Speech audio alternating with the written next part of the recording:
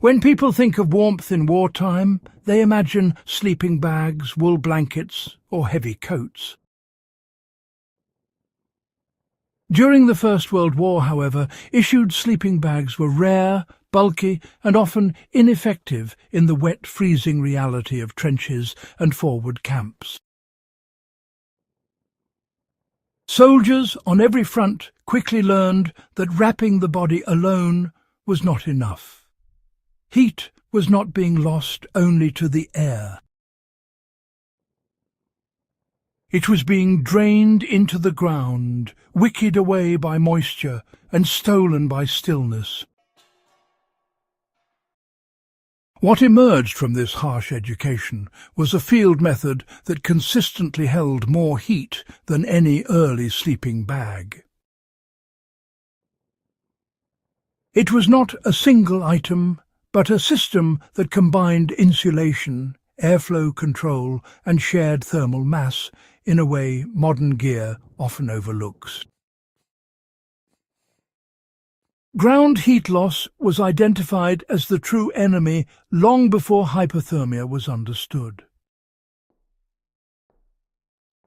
During the First World War, soldiers learned through hard experience that the cold seemed to seep up from below.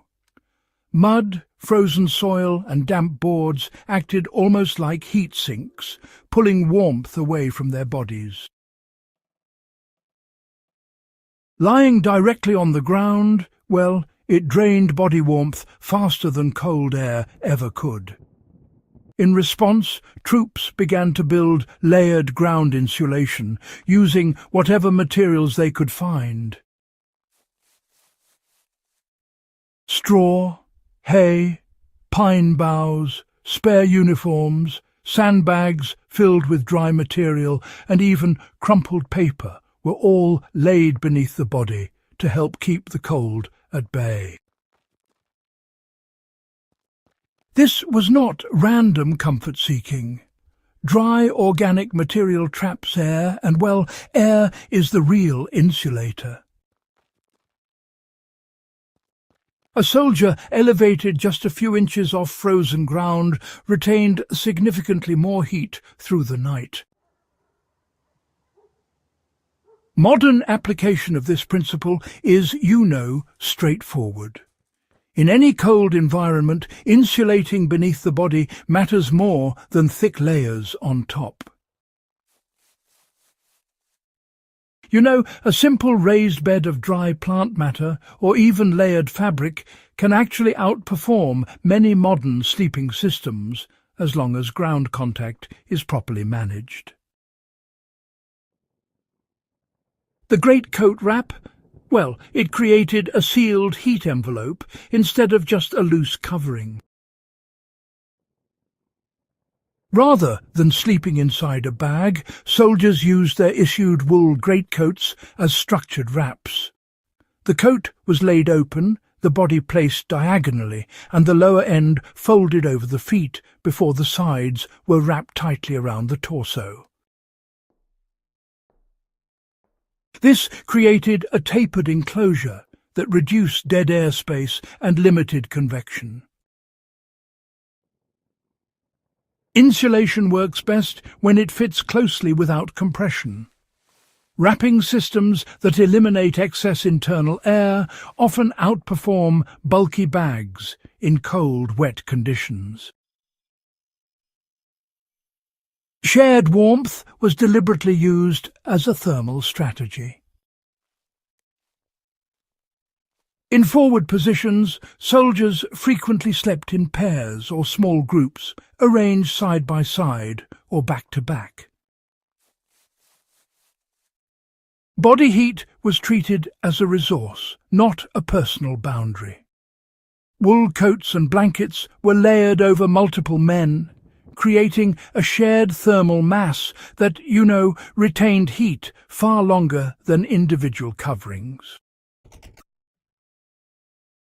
This practice was especially common during static trench warfare, where movement was, quite limited. It reduced heat loss dramatically and conserved calories, which were in short supply.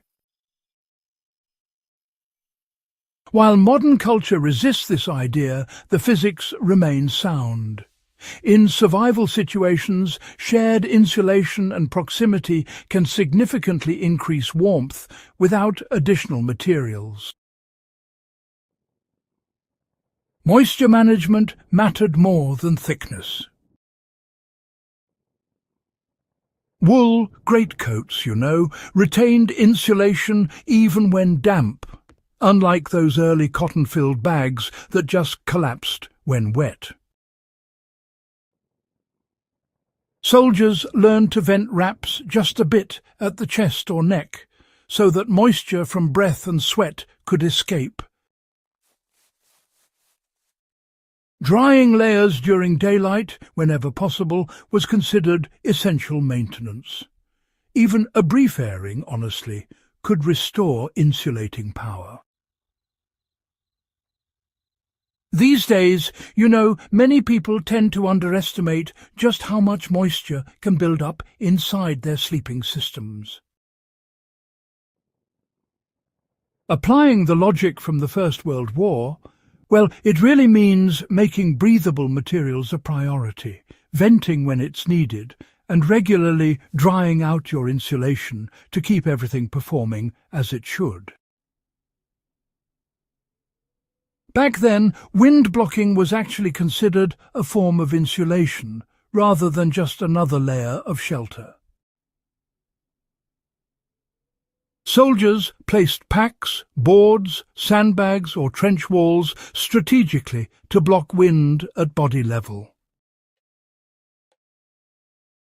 Wind strips heat by accelerating convection, especially near the ground. By creating low windbreaks, soldiers preserved warmth without adding layers. This approach remains effective today. A simple wind barrier, positioned correctly, can raise perceived warmth dramatically. The World War I method reminds us that insulation is not just what you wear, but how you shape the environment around you. This system succeeded because it addressed heat loss from every direction. Unlike sleeping bags that focus on wrapping the body, this World War I field hack treated warmth as a full system problem. Heat loss downward, upward, laterally, and through evaporation was addressed simultaneously. Ground insulation prevented conduction. Tight wraps reduced convection. Wool managed moisture. Windbreaks slowed airflow. Shared body heat increased thermal mass. Each element alone helped, but together they created a stable microclimate around the sleeper. That is why soldiers often reported better rest using these methods than with issued bedding. The lesson from the trenches remains relevant. The First World War forced millions of ordinary people to confront cold with limited resources. The solutions that emerged were not elegant, but they were effective. They worked because they followed physical reality rather than convenience. Modern gear has improved, but the fundamentals have not changed. If you are interested in cold weather survival, historical fieldcraft, or understanding how people endured extreme conditions with minimal technology, this method deserves serious attention. It is not nostalgia. If this guide added real value to your understanding of wartime survival and historical ingenuity, subscribe to In the Beginning, Share this episode with others who care about practical history and help keep these hard-earned lessons alive.